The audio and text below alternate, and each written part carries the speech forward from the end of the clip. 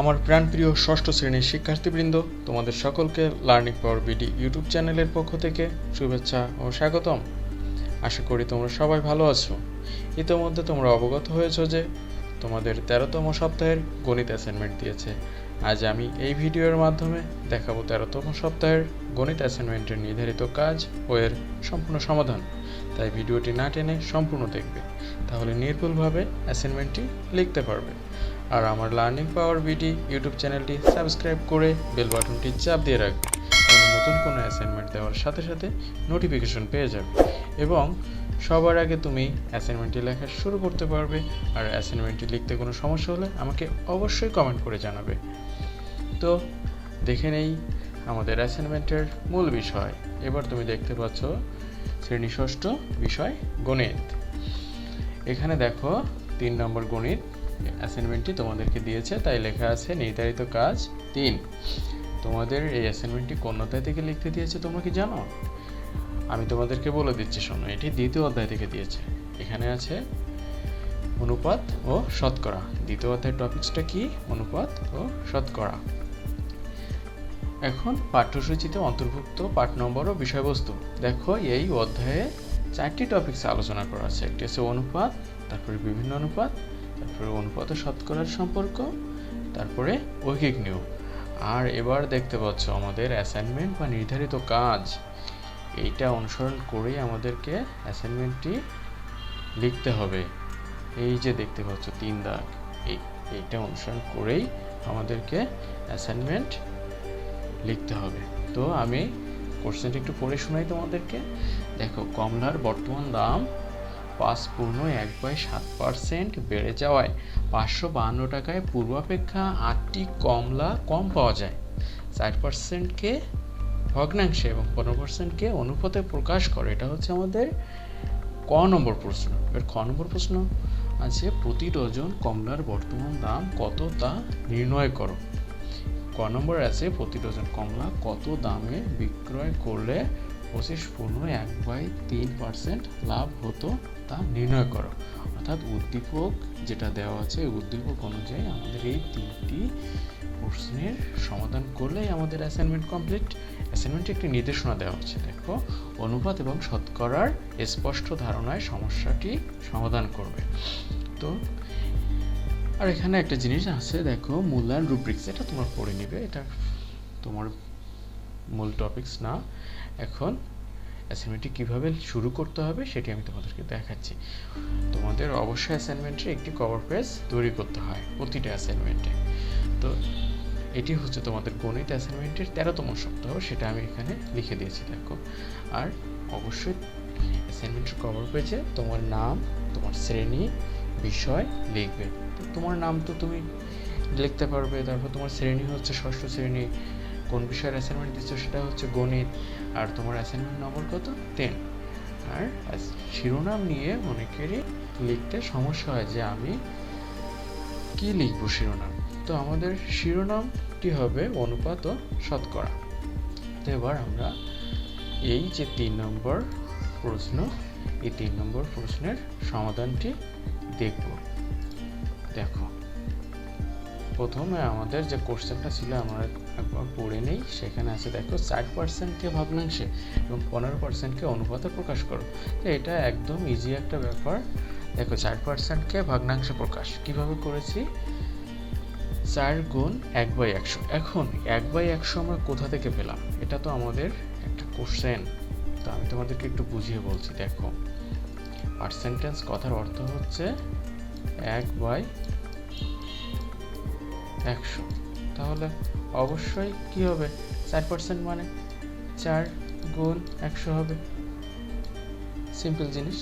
সমান সমান দিয়ে এখানে কত হবে? এই যে দেখতে পাচ্ছ 4/100 হয়েছে। এখন 4/100কে যদি তুমি কাটাকাটি করো তাহলে কেমন হবে? এই 4 1-কে 4 আর 4 25 100। বিষয়টা তো এরকম। তাহলে কত হবে? আমাদের অ্যান্সার হবে 1/25। তো এইভাবে তুমি অ্যান্সারটা লিখে দেবে এখানে 1/25। এবার পরের কোশ্চেন আমাদের ছিল 15%কে অনুপাতে প্রকাশ করো।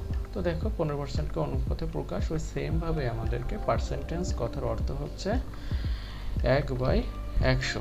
এ কারণে কিন্তু এখানে আমি 1/100 কথাটি লিখেছি। এবং কাটাকাটি তুমি করতে পারো, আর তুমি যদি কাটাকাটি না করো কোনো সমস্যা নাই।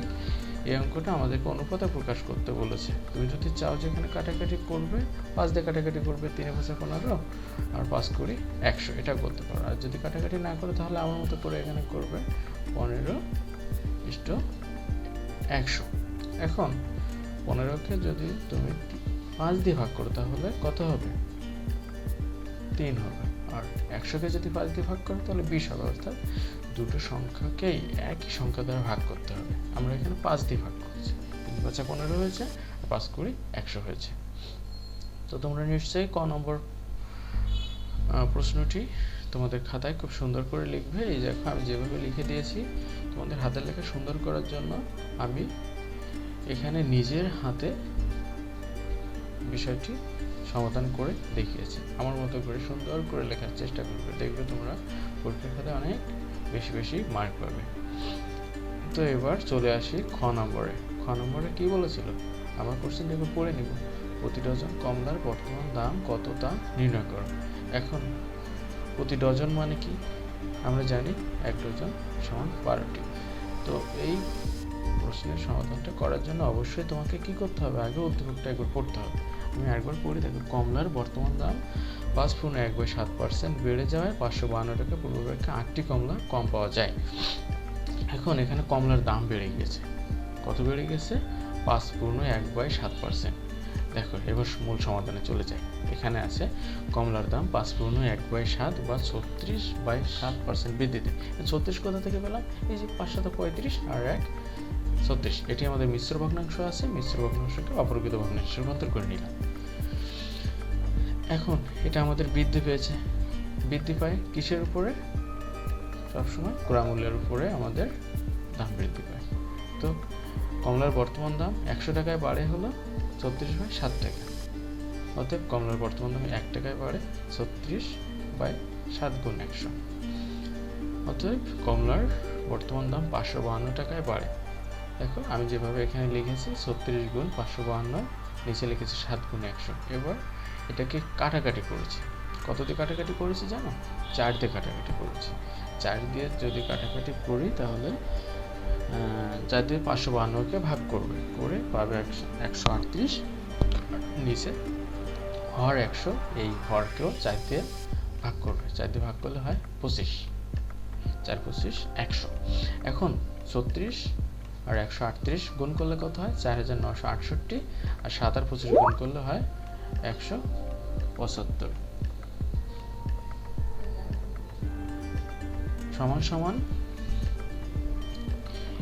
এই 4968কে 175 দিয়ে যদি ভাগ করো তাহলে তোমার হবে 28.39 টাকা। এবার আমি কোশ্চেনটিতে আরেকটু চাই। দেখো এখানে প্রতি ডজন কমলার বর্তমান দাম কত তা নির্ণয় করতে বলেছে।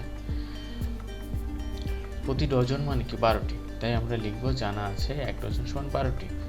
প্রশ্ন মতে 8টি কমলার বর্তমান দাম 28.39 টাকা। এখন প্রশ্ন মতে এই কথাটা কেন লিখলাম? আমাদের বেড়ে গিয়েছিল 5/1/7%। এই 5/1/7% বেড়েছে, আমরা 8টি কমলা কম পেতাম। তাহলে অবশ্যই এই 8টি কমলার বর্তমান দাম হবে 28.39 টাকা। এখান থেকে একটি দাম বের করবে, তারপরে কি 12টি কমলার দাম বের করবে। কারণ আমাদের কোশ্চেনে ছিল 12টি কমলার বর্তমান দাম কত। তো দেখো আমি এখানে কাটাকাটি করছি। কাটাকাটি করে হয়েছে উপরে 3 নিচে 2।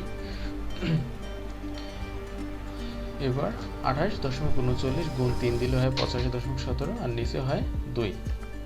তো এটাকে তুমি কি করবে? 85.17কে 2 দিয়ে ভাগ করবে।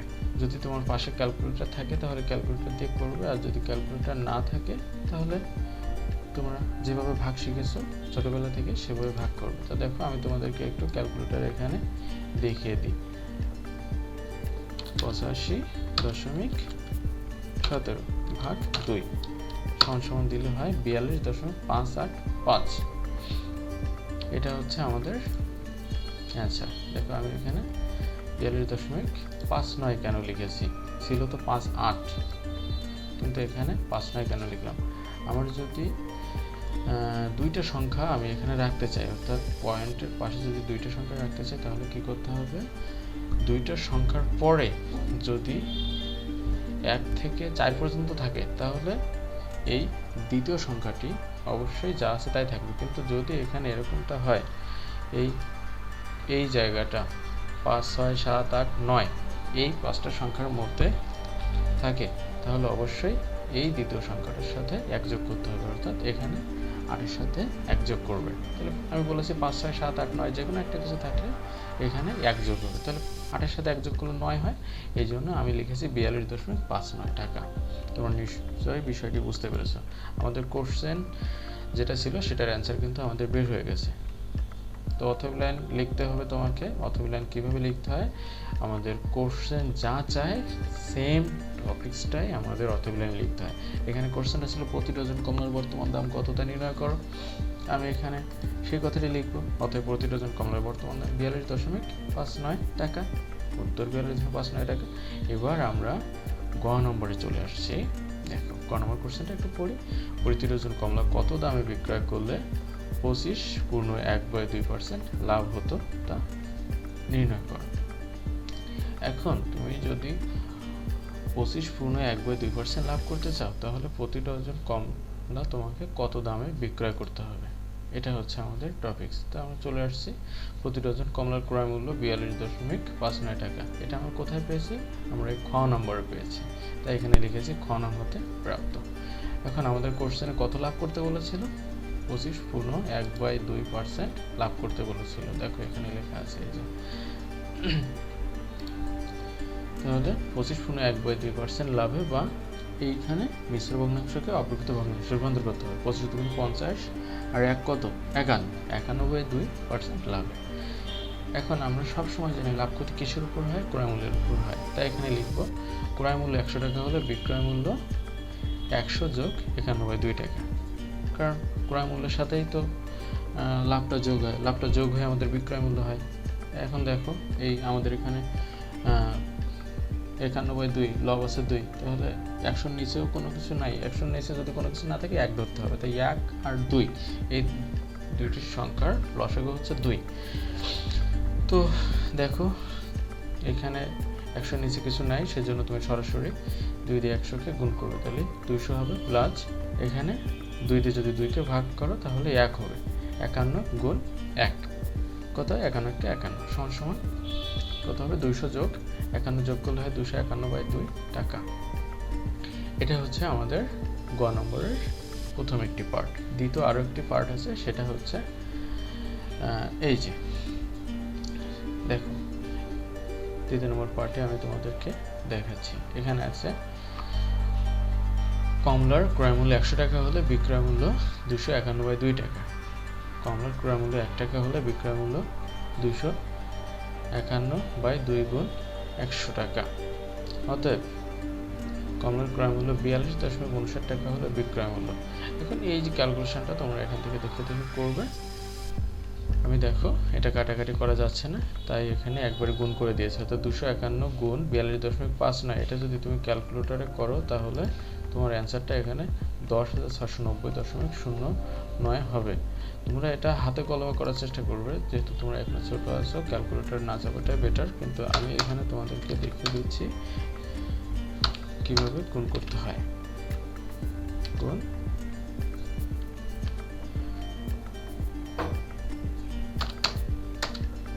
দেখো এখানে কত হচ্ছে? 53.45।